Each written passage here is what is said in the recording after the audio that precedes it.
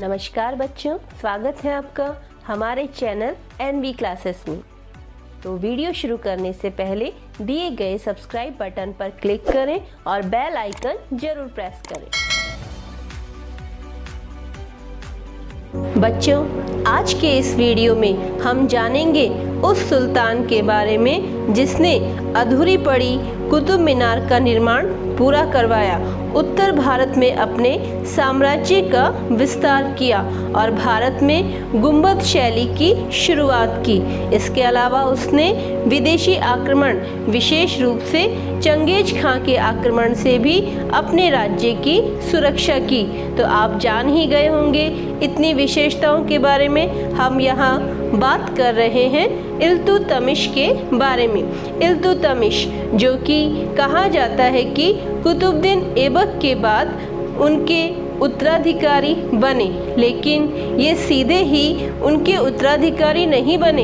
इनसे पहले कुतुबुद्दीन ऐबक के पुत्र, जो कि अनुभवहीन और अयोग्य थे, उनका नाम था आराम शाह, वो सुल्तान बने। लेकिन ऐबक के गुलाम व दामाद इल्तुतमिश, जिनके बारे में हमने अभी बात की, उन्होंने इसे युद्ध में मारकर सत्ता पर अधिकार कर लिया और इस तरह से कुतुबुद्दीन ऐबक के बेटे आराम शाह ने सिर्फ 6 महीने के लिए सत्ता संभाली और उसका अंत इल्तुतमिश के द्वारा हो गया।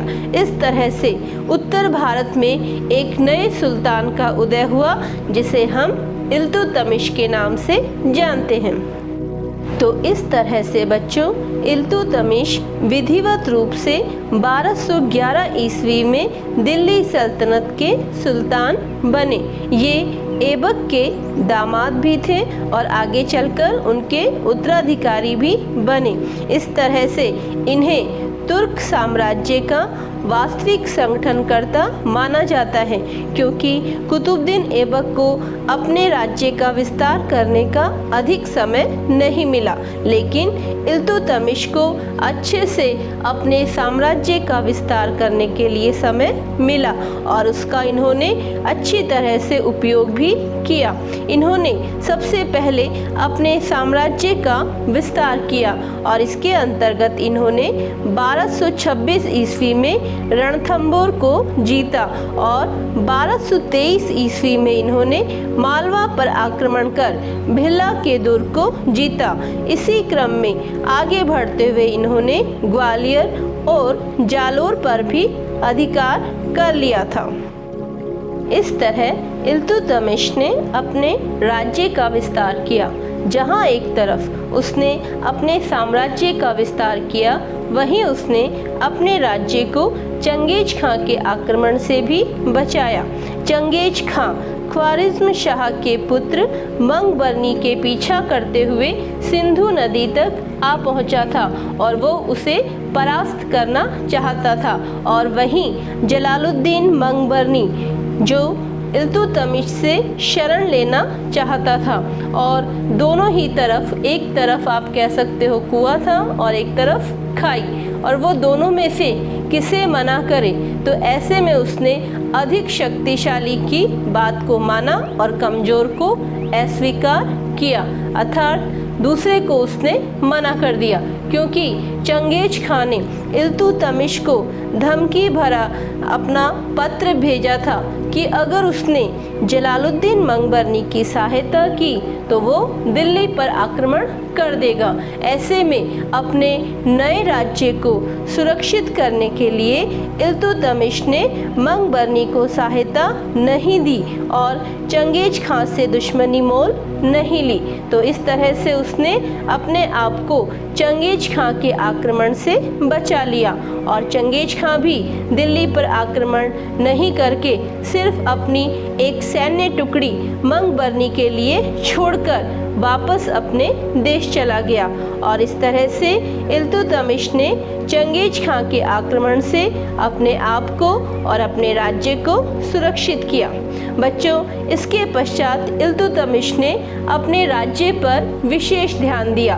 उसने अपने 40 गुलाम सरदारों का एक गुट या संगठन बनाया, जिसे तुर्कान ए चिहालगानी का नाम दिया गया, जिसे चरगान भी कहा जाता था।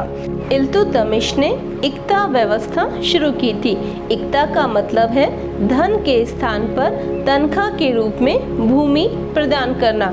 इसके अलावा इल्तुतमिश ने अपने जीवन काल में ही अपनी बेटी रजिया को अपना वारिस बना दिया था।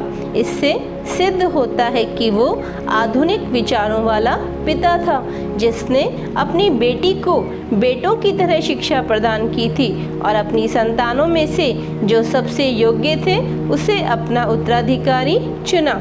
इसके अलावा उसने कुतुब मीनार का निर्माण भी पूर्ण करवाया और भारत में पहला मकबरा निर्मित करवाने का श्रेय भी इल्तुतमिश को जाता है।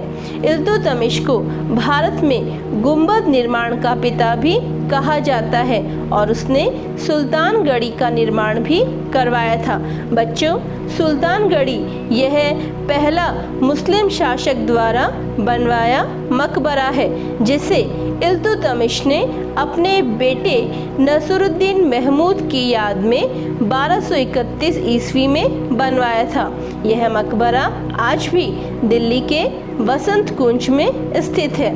इस प्रकार स्थापत्य के क्षेत्र में भी इल्तुतमिश का अभूतपूर्व योगदान रहा था। इस प्रकार बच्चों, ऐबक ने जिस गुलाम वंश की स्थापना की उसे सुदृढ़ता और मजबूती प्रदान की इल्तुतमिश ने। इल्तुतमिश एक व्यवहारिक व समझदार सुल्तान था, जिसे हम आधुनिक विचारों वाला पिता भी कह सकते हैं, जिसने उस जमाने में जब महिलाओं को मुस्लिम समाज में पर्दे में रखा जाता था, तब अपनी बेटी रजिया को अपना उत्तराधिकारी बनाया था। वहीं दूरदर्शिता दिखाते हुए अपने राज्य को चंगेज खां के आक्रमण से भी बचाया। इस प्रकार गुलाम वंश के असली संस्थापक तो इल्तुतमिश ही थे। यदि आपको हमारा वीडियो अच्छा लगे तो इसे लाइक करें और अपने दोस्तों के साथ शेयर करें और हमारे चैनल NV क्लासेस को सब्सक्राइब करें। धन्यवाद। जय हिंद।